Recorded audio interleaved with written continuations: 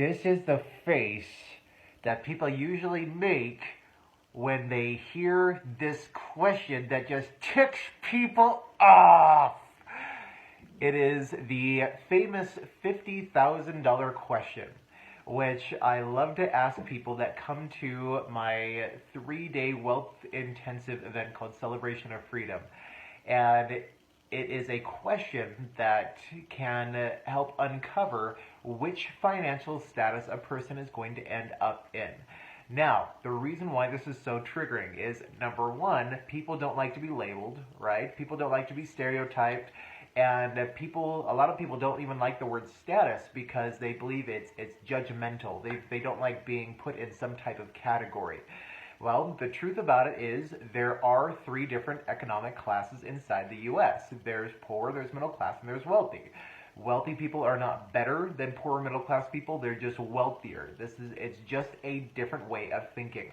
And so the question is, if I were to give you $50,000 right now, cash, no strings attached, tax-free, what would be the first things that you would do with that money? And how a person responds can give me an idea of where that person will end up financially for the rest of their life. And the reason why I can say that is because there are a lot of patterns among people when it comes to finances. Now, before you get your, before you get your panties in a wad, know that we're talking about stereotypes. Are there exceptions to this rule? Of course there are. And if you're the type of person that would get crazy offended just by me asking that question, one more time, the question is, if I were to give you $50,000 right now, what would be the first things that you would do with it? If you would be offended by that, then stop watching this video. That's fine. This video isn't for you.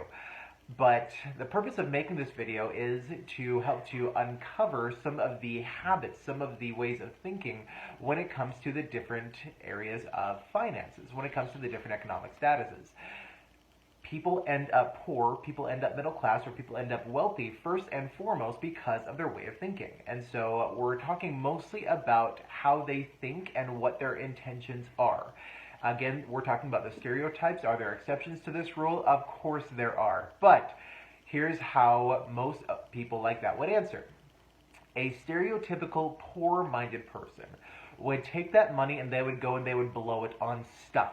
They would go and buy their new car, they'd buy their new boat, they would go on that vacation, they would do whatever it is. They would take all that money and they would give it to those people that own the companies where they're spending that money, leaving that person with no money. A stereotypical middle-class-minded person would go and pay off all their debts. For a middle-class-minded person, being debt-free is usually the be-all, end-all financial goal.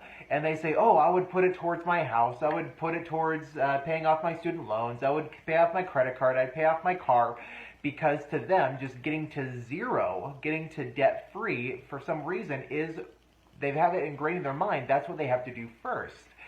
Unfortunately, they don't realize that when they retire, you can't really retire on no debt. Does that make sense? You can't go to the grocery store and show a card that says, hey, I'm debt-free, and get groceries that way. You still have to have money coming in order to make a transaction happen. Does that make sense? And so again, most middle-class minded people, the first things they would do is they would go and they would put it towards their debts. A wealthy-minded person would say, oh, I would take that money and I would invest it, and then I would pay off debts with what's left over. And so, for example, let's say they would take that $50,000 and they would put down payments on 2 rental properties. This is just one example. They then use the bank's money to pay for the rest of those houses to get a mortgage. They get renters into those properties, and they use the cash flow that they generate from those rental properties in order to then make paying off their debts a lot easier. Does that make sense? There are a lot of people that say, well, you can't have your cake and eat it too. Well, financially, yes, you can, as long as you invest it first. Now, is it wrong to pay off debts? Is it wrong to go on vacation? Is it wrong to buy that stuff? Of course not. Those things are good when done properly. Again, the question was not What are you going to do? The question was, what would be the first things you would want to do with that money? The first things, not overall. If you, after you invest that money, if you want to then use the cash flow to pay off some debts, fantastic, because then you've used that to increase your income. Now, what are some of the very best ways to increase your income? Most people would agree that the absolute best investment that you can make is an investment in yourself. Most people would agree that learning a single new skill can mean all the difference between financial mediocrity and financial success.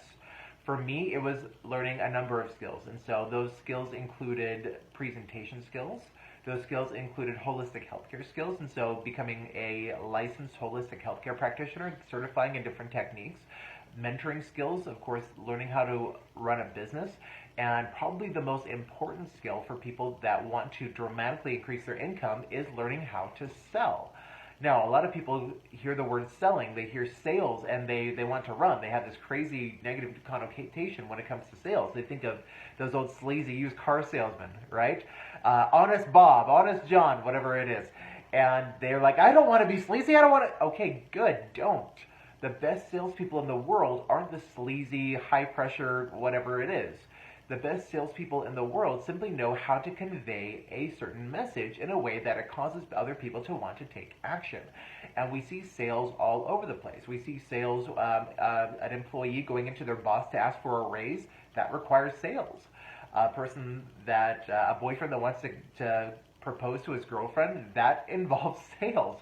Parents that have little kids, you better believe you got to be selling every single day to get your kids to do their chores and pick up after themselves and get good grades and do what they're supposed to do, right? Selling is all over the place, and so the process of selling is one that is extremely important. For me, investing and learning how to sell was something that made a huge difference for us, and so we actually have over a 90% closing ratio when it comes to one-on-one or one-on-two sales because we invested in learning those skills. Now, does that mean that when people come in to get information about some of the services that we offer that we're super high pressure? No, absolutely not. In fact, every time I do a high-ticket transaction, I will ask them point blank, did it feel like you were pressured in any way, shape, or form? And I have never once had a person say yes. Never once. And we do high-ticket transactions. Sometimes very high-ticket transactions, and simply because we learn how to identify a person's needs, and if we don't know how to fill that need, we will refer them out. We'll refer them elsewhere.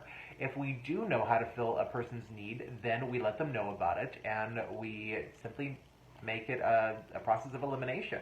We say, if this is not the absolute best thing for you right now, tell us no thank you. If this is the best thing, if this would fit your needs, then tell me yes, please. And this is one of the reasons why we have such a high closing ratio and what has allowed us to grow our company so fast. And so, one more time, the $50,000 question that ticks people off because, how dare you, Eric? How dare you put people in boxes? How dare you label people? I know, I get it. Have a sense of humor about it and use it as a growing opportunity. Remember, growth takes place outside your comfort zone, right? And so, a stereotypical poor-minded person would blow all that money. They would go and give all that money on just buying stuff that's not going to give them a return on their investment, leaving that person with no money. A stereotypical middle-class-minded person would go and they'd pay off their debts, and basically giving all that money back to the banks and credit unions that loaned them that money, leaving them with no money. A wealthy person would invest it, whether that's an investment in their education, an investment in real estate, an investment in whatever it is, just something that's going to grow their income and give them a return on their investment.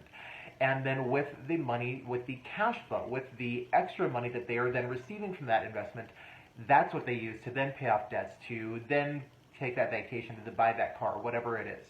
And of course, the best investment you can make is in yourself.